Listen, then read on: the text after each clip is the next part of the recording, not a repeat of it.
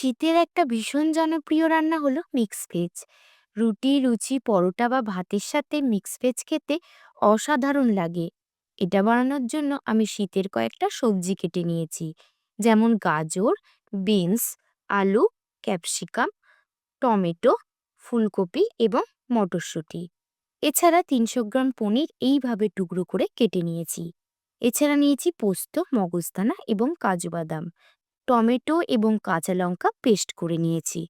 কড়াইয়ে সাদা তেল এবং ঘি গরম করে তাতে সামান্য লবণ ছিটিয়ে পনিরগুলোকে তুলে দিয়ে হালকা করে ভেজে তুলে নিলাম। তারপর ফুলকপিগুলোকেও লবণ এবং হলুদ দিয়ে ভেজে তুলে নিলাম। এরপর টুকরো করে কাটা আলু, গাজর এবং বিনসগুলোকেও লবণ এবং হলুদ দিয়ে ভাজতে লাগলাম। সবজিগুলো কিছুটা নরম হলে ক্যাপসিকামগুলো তুলে দিয়ে একটু ভেজে সমস্ত সবজিগুলো তুলে নিলাম।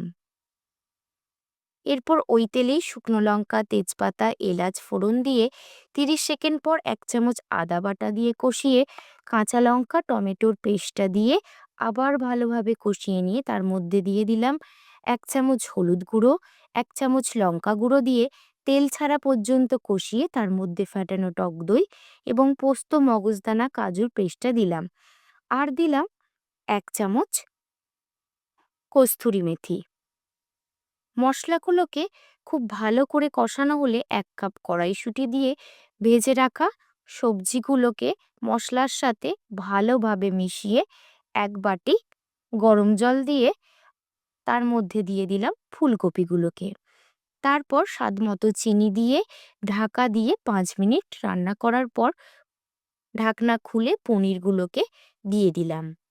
এরপরে ১ চামচ কর্নফ্লাওয়ার ১/২ কাপ জলে গুলে ওই তরকারির মধ্যে ঢেলে দিলাম।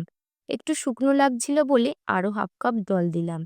এইভাবে আরও ১ মিনিট রান্না করে বাটার এবং গরম মসলা দিয়ে নামিয়ে নিলাম। তৈরি হয়ে গেল স্পেশাল মিক্স ভেজ। ভিডিওটি ভালো লেগে থাকলে অবশ্যই লাইক, শেয়ার এবং কমেন্ট করবেন। আর আপনি যদি আমার প্রোফাইলে নতুন হয়ে থাকেন তবে আমার প্রোফাইলটিকে ফলো করে নেবেন।